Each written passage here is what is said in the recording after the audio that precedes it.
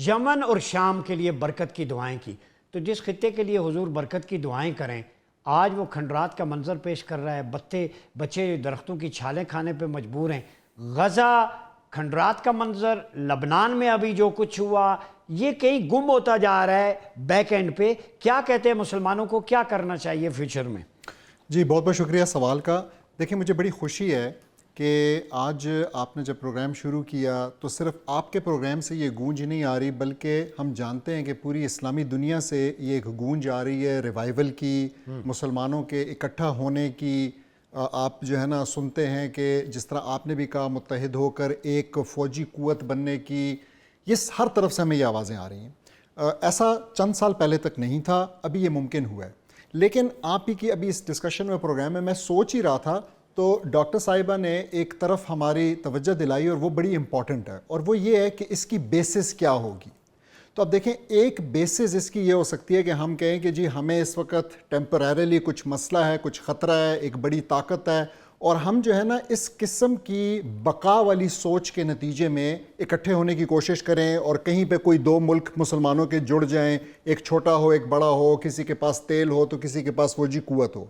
لیکن میں سمجھتا ہوں کہ اصل سوال یہی ہے کہ اس کی بیسس کیا ہوگی، اور اگر اس کی بیسس بھی ایک مٹیریلسٹک، کیپٹلسٹک، سیکولر بیسس ہوگی تو یہ چیز کبھی بھی کامیاب نہیں ہوگی.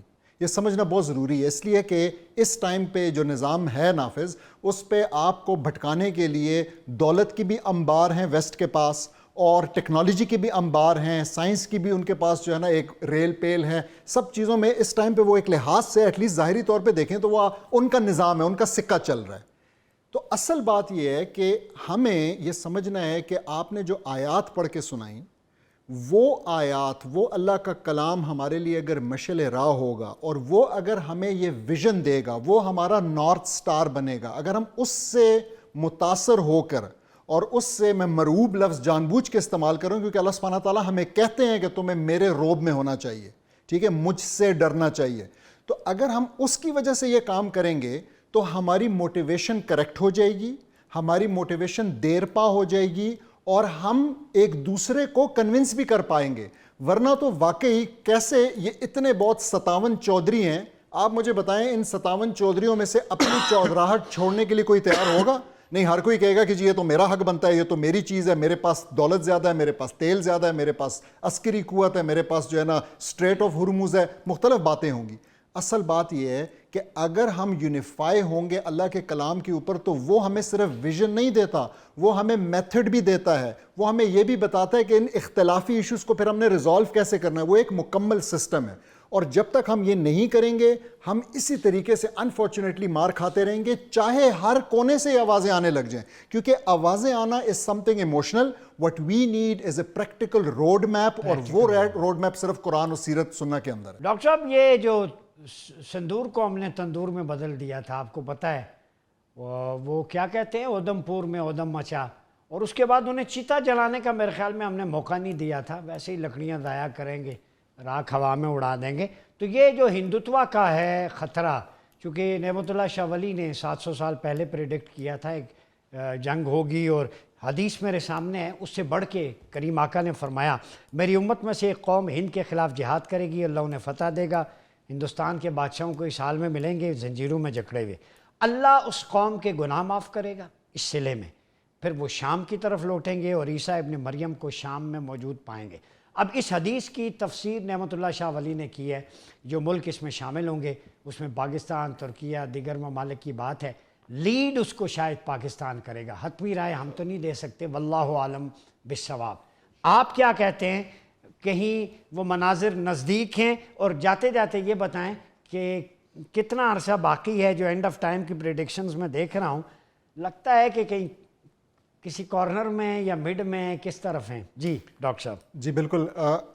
آپ کی جو آخری سوال ہے اس کو میں اگر پہلے وہ کر لوں تو دیکھیں اینڈ آف ٹائمز کی جو بات ہے نا، ہمیں اینڈ آف ٹائمز کے حوالے سے رسول اللہ صلی اللہ علیہ وسلم کی طرف سے، اللہ سبحانہ تعالیٰ کی طرف سے بڑی بشارتیں ہیں، اور ہم جو ہے نا بڑا پازیٹیو مائنڈ سیٹ رکھنے والے لوگ ہیں. اور مجھے جو بشارت جو ہے وہ سب سے زیادہ جو ذہن میں آتی ہے ایک لمبی حدیث ہے جس کے آخر میں رسول اللہ صلی اللہ علیہ وسلم کہتے ہیں ثم تکون خلافہ علی منہاج النبوہ.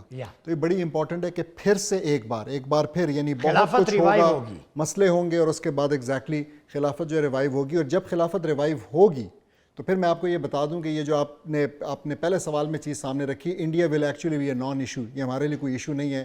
انڈیا ہم بھی جانتے ہیں کہ کتنا ان تلوں میں کتنا تیل ہے, اور وہ ہم نے 7 مئی کو بھی دیکھ لیا تھا. تو that is not an issue. اصل بات یہی ہے کہ ہمیں اپنا ویژن سیدھا کرنا پڑے گا, اور ہمارا ویژن جو ہے وہ اس دنیا کی لیڈرشپ سے کم کوئی ویژن نہ ہونا چاہیے, نہ ہو سکتا ہے. اللہ سبحانہ تعالیٰ نے ہمیں بہترین امت کہا ہے, کنتم خیر امت اخرجت للناس تأمرون بالمعروف وتنہون عن المنکر وتؤمنون باللہ. اور ساتھ میں ہمیں وجہ بھی بتا دی ہے کہ ہم کیوں بہترین امت ہے جو انسانیت سے نکالی گئی ہے, کیونکہ ہم امر بالمعروف کرتے ہیں, نہی عن المنکر کرتے ہیں.